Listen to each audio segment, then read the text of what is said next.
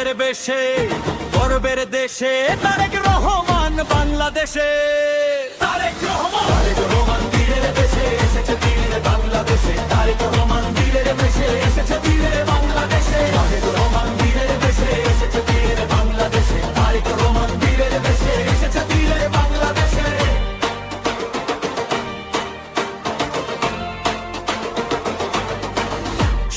অপেক্ষার অবসান ঘটিয়ে বাংলার মাটিতে পা রেখেছে দীর্ঘ 17 বছর পরে দেশ নায়ক ফিরে এসেছে।